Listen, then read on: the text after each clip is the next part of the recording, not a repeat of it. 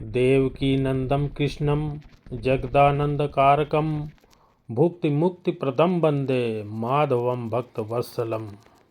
अर्थात जो संपूर्ण जगत को आनंद प्रदान करने वाले तथा भोग और मोक्ष प्रदान करने वाले हैं, उन लक्ष्मीपति भक्तवत्सल देवकीनंदन श्री कृष्ण को मैं प्रणाम करता हूँ। कार्तिक मास जैसा मार्गशीर्ष मास भी है, जिसमें कि पुण्य फल की प्राप्ति होती है।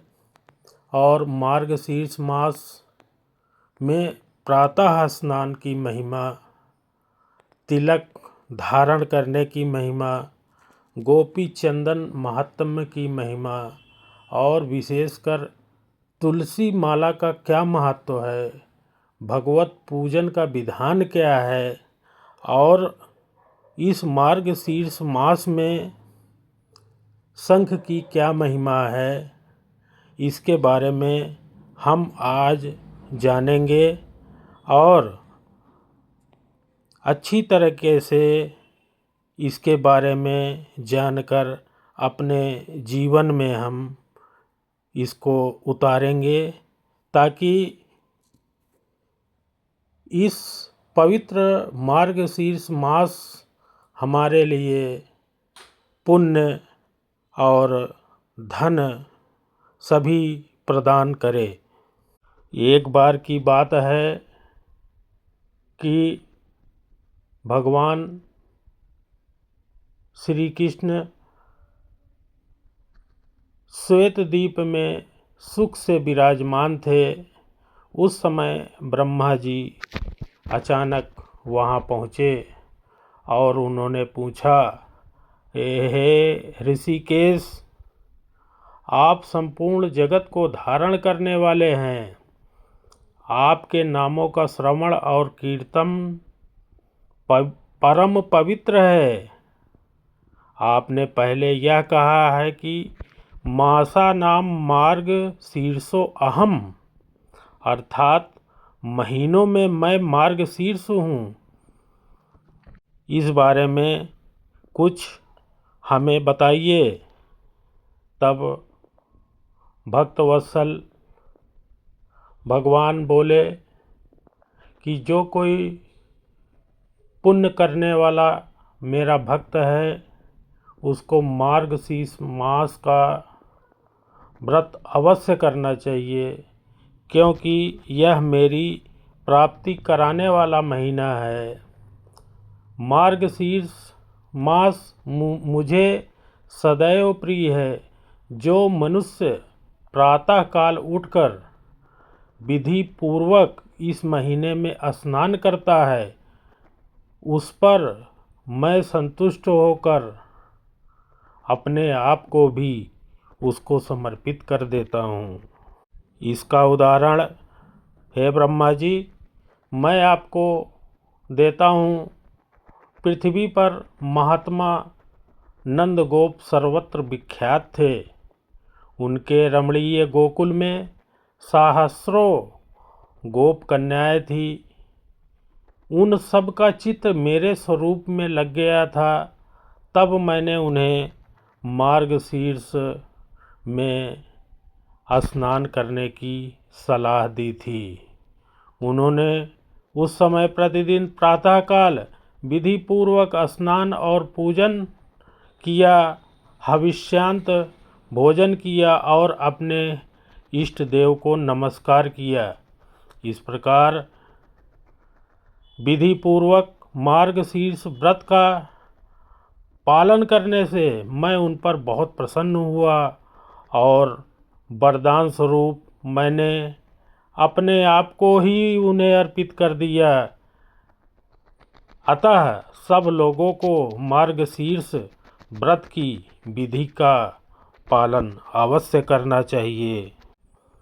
और नियम मैं बता रहा हूँ ब्रह्मा जी, इसको आप ध्यान से सुनिए। रात्रि के अंत में शयन से उठकर विधि पूर्वक आचमन करके अपने गुरु को पहले नमस्कार करें तथा आलस्य छोड़कर मेरा चिंतन करें। भक्तिपूर्वक सहस्र नामों के पाठों का कीर्तन करें, फिर मौन होकर गांव के बाहर जाएं और विधि पूर्वक मलमूत्र त्याग करके हाथ मुंह धोवे और यथोचित रीति से कुल्ला करे, दंत धावन करे। दंत धावन का मतलब है दातून से दांत को साफ करना। दंत धावन करने के पश्चात तुलसी के जड़ की मिट्टी को उसके पत्र के साथ लेकर मूल मंत्र ओम नमो नारायणाय अथवा गायत्री मंत्र के द्वारा अभिमंत्रित करें। उस मंत्र के साथ ही उस मिट्टी को अपने अंगों में लगावे और जल में प्रवेश करके अघमर्षण स्नान करे। विद्वान पुरुष उक्त अष्टाक्षर मंत्र से ही तीर्थ की कल्पना करें। ओम नमो नारायणाय इस मंत्र को ही मूल मंत्र कहा गया है। स्नान करते समय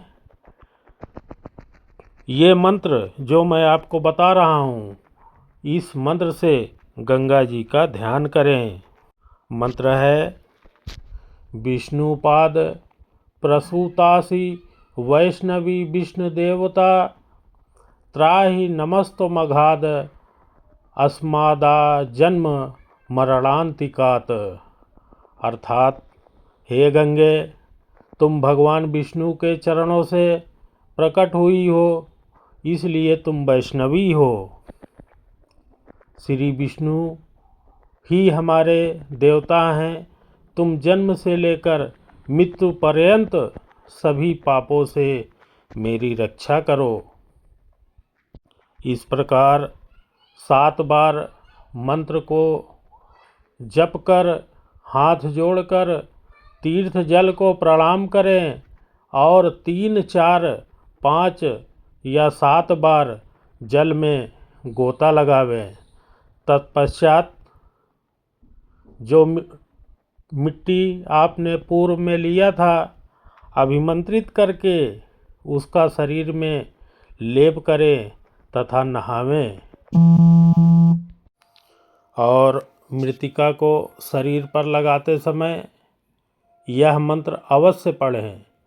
अश्वक्रांते रथक्रांते विष्णुक्रांते वसुंधरे मृतिके हर में पापम यन्मया दुष्कृतम कृतम। उद्धतासि वराहेण कृष्णेन सतबाहुना नमस्ते सर्वभूतानां प्रभवाराणि सुब्रते। अर्थात हे वसुंधरे, तुम्हारे ऊपर अश्व और रथ चलते हैं। भगवान विष्णु ने तुम्हें अपने पगों से नाप लिया था। हे मृतिके, हे पृथ्वी, हे मिट्टी, मैंने जो दुष्कर्म किया है उस मेरे सारे पाप को हर लो। उत्तम व्रत का पालन करने वाली देवी, जैसे अरणी से अग्नि प्रकट होती है, उसी प्रकार तुम समस्त प्राणियों की उत्पत्ति की अधिष्ठात्री हो। तुम्हें सैकड़ों भुजाओं वाले वराह अवतारधारी भगवान विष्णु ने एकारणव के जल से ऊपर निकाला है। तुम्हें नमस्कार है। इस प्रकार स्नान करना चाहिए विधि पूर्वक। उसके बाद आचमन करें और जलाशय के किनारे आकर 2 शुद्ध वस्त्र धारण करें।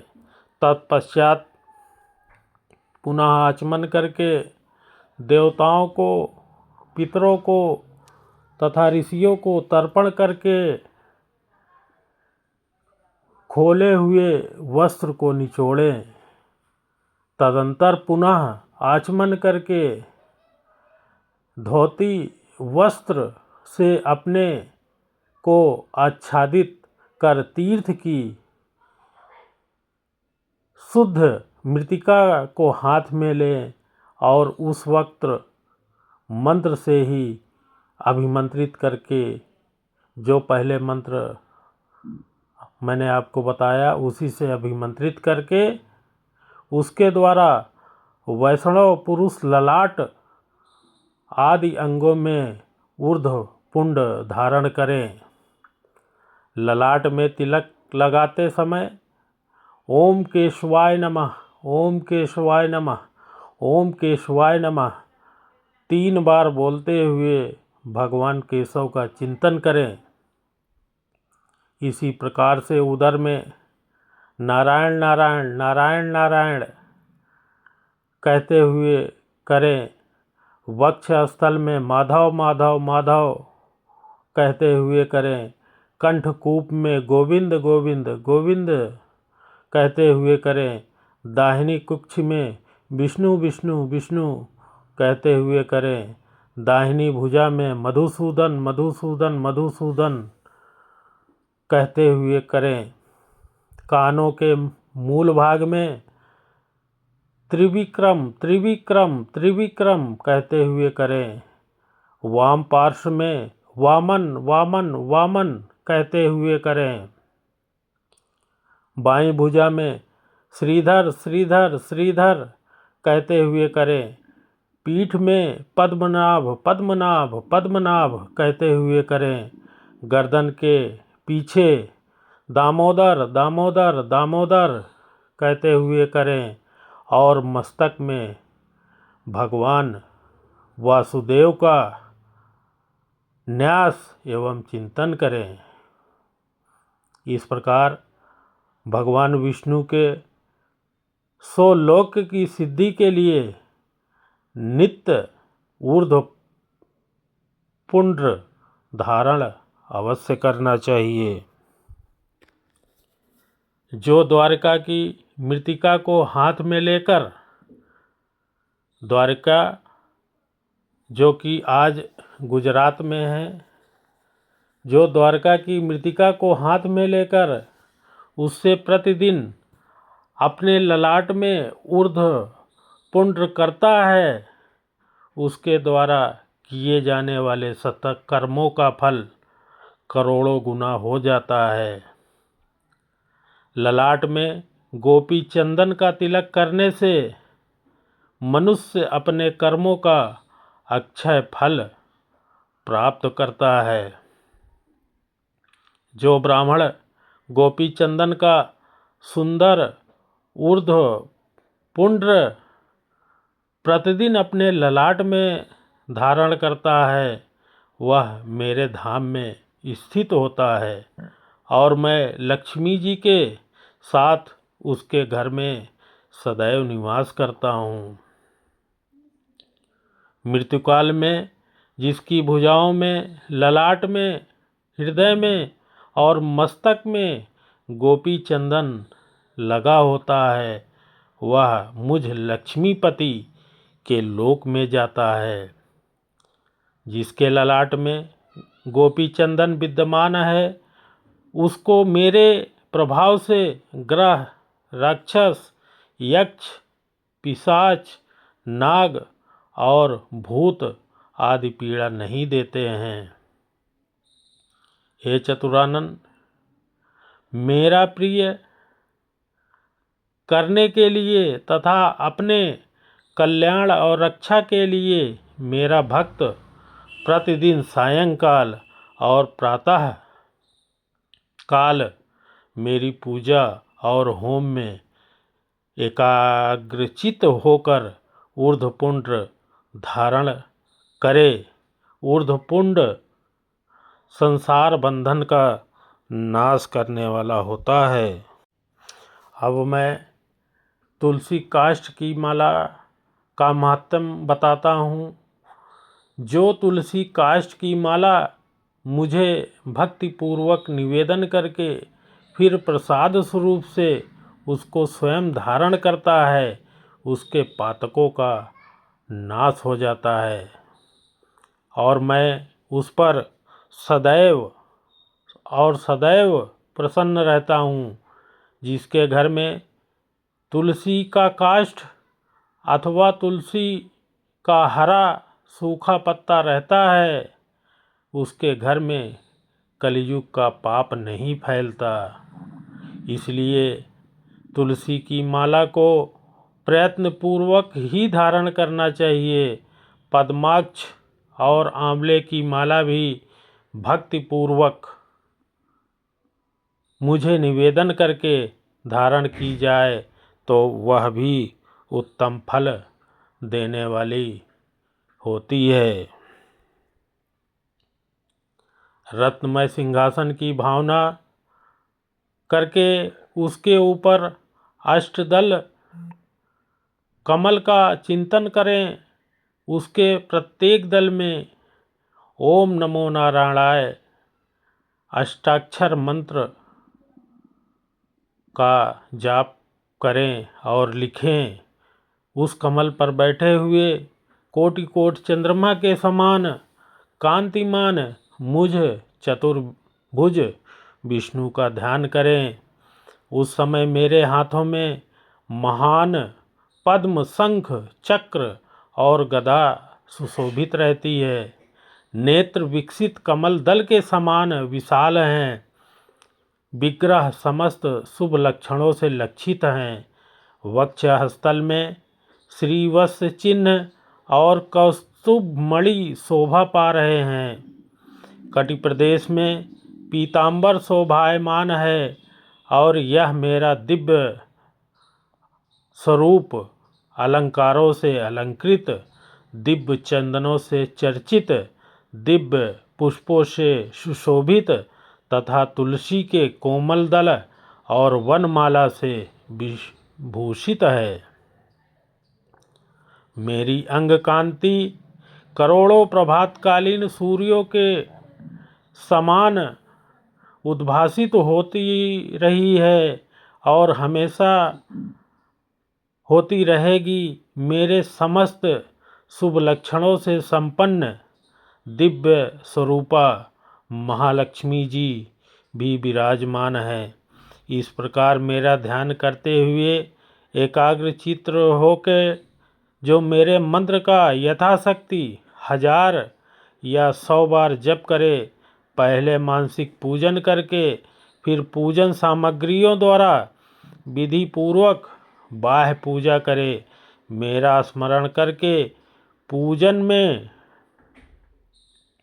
प्रारंभ में मंगल पाठ कर रहे, उसके बाद मेरे परम प्रिय पांचजन्य शंख की पूजा करे।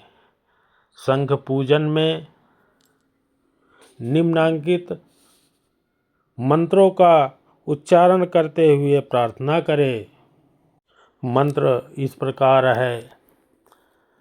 त्वं पुरा सागरोत्पन्न विष्णुना विधृतः करे निर्मितः सर्वदेवैश्च पांचजन्य नमोस्तुते। तव नादेन जीमूता वित्रसन्ति सुरासुरः शशांकयुत दीताब्ध पांचजन्य नमोस्तुते। अर्थात हे पांचजन्य शंख, तुम पूर्व काल में समुद्र से उत्पन्न हुए और भगवान विष्णु ने तुम्हें अपने हाथ में धारण किया तथा संपूर्ण देवताओं ने मिलकर तुम्हें संवारा है। तुम्हें नमस्कार है। तुम्हारी गंभीर ध्वनि से मेघ डर जाते हैं, देवता और असुर थर्रा उठते हैं। तुम्हारी उज्ज्वल आभा और 10,000 चंद्रमाओं से भी अधिक उद्दीप्त है। हे पांचजन्य शंख, तुम्हें नमस्कार है। तत्पश्चात सुगंधित तेल से मेरे विग्रह में आमर्दन करे, फिर कस्तूरी के चंदन से उबटन लगावे, उत्तम गंध से वासित शुभ जल से मंत्रोच्चारण पूर्वक नहलाकर पाद्य अर्ध और आचमनीय अर्पण करे। उसके बाद अन्य सब उपचारों को क्रमशः चढ़ावे। पीठ की दिव्य वस्त्र आभूषणों से अलंकृत करके पुष्प आदि से पूजा करके मेरे विग्रह को पधरा कर श्रद्धापूर्वक मेरे लिए वस्त्र अलंकार गंध आदि मुझे निवेदित करे। खीर तथा पुआ आदि के साथ नाना प्रकार का नैवेद्य चढ़ावे। फिर भक्तिपूर्वक कर्पूर युक्त तांबूल भेंट करे। उत्तम गंध वाले पुष्पों को भक्ति भाव से निवेदन करे। दशांग एवं अष्टांग धूप देकर अतिशय सुंदर दीप जलाकर रखे। प्रणाम करके आदर पूर्वक मेरी स्तुति करे। तदंतर पलंग पर सुलाकर मंगल अर्घ निवेदन करे। द्वादशी अथवा पूर्णिमा को यदि गाय के दूध से मुझे स्नान कराया जाए तो वह बड़े बड़े पातकों का भी नाश करने वाला है। जो मनुष्य मार्गशीर्ष में मुझको मधु और शक्कर से स्नान कराता है वह स्वर्ग से इस लोक में लौटने पर राजा होता है। जो अगहन में मुझे दूध से नहलाता है वह स्वर्गलोक में चंद्रमा, इंद्र, रुद्र और मरुदगणों पर विजय पाता है। जो उपासक मार्गशीर्ष के महीने में शंख में तीर्थ का जल लेकर उसकी एक बूंद से भी मुझको नहलाता है वह अपने समूचे कुल को तार देता है। जो अगहन मास में भक्ति पूर्वक शंख ध्वनि करके मुझे स्नान कराता है उसके पितर स्वर्गलोक में प्रतिष्ठित होते हैं। जो शंख में जल लेकर ओम नमो नारायणाय का उच्चारण करते हुए मुझे नहलाता है वह संपूर्ण पापों से मुक्त हो जाता है। नदी, तड़ाग, बावड़ी, कुआं आदि का जो जल शंख में रखा जाता है वह सब गंगा जल के समान हो जाता है।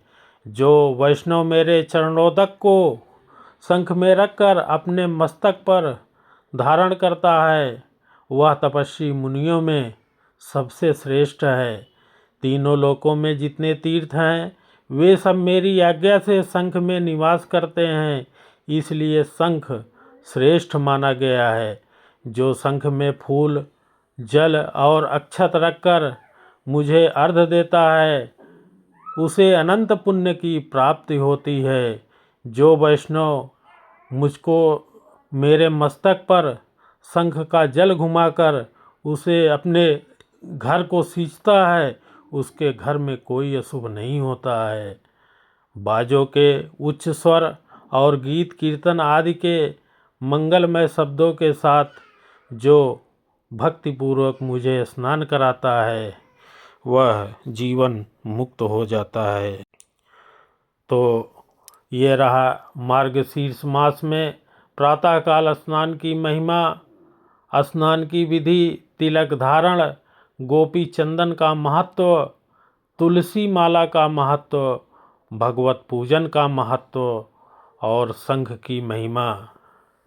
इसलिए मार्गशीर्ष मास कार्तिक मास के समान पुण्य देने वाला मास है।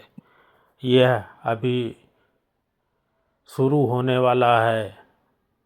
जो कार्तिक मास में कोई दान या पुण्य या कुछ ना कर पाए हों मार्गशीर्ष मास उनके लिए परम उपयुक्त मास है। और सबसे बड़ा उपाय यह है कि मार्गशीर्ष मास में मधु और शक्कर से स्नान अवश्य कराना चाहिए। इससे जब हम दोबारा लौट कर आते हैं तो उसमें हमें राजा की पदवी प्राप्त होती है। अर्थात मरने के बाद पुनर्योनि में जन्म लेकर जब हम आते हैं तो हम राजा होकर लौटते हैं। वर्तमान में राजा का चलन तो नहीं है, हाँ मंत्री, प्रधानमंत्री, राष्ट्रपति आदि बनने का सपना अवश्य पूरा होता है। इसलिए मार्गशीर्ष महीना परम प्रिय और पावन महीना है, जिसमें जो भी उपाय या आप जो भी दान पुण्य करते हैं उससे अक्षय फल की प्राप्ति होती है।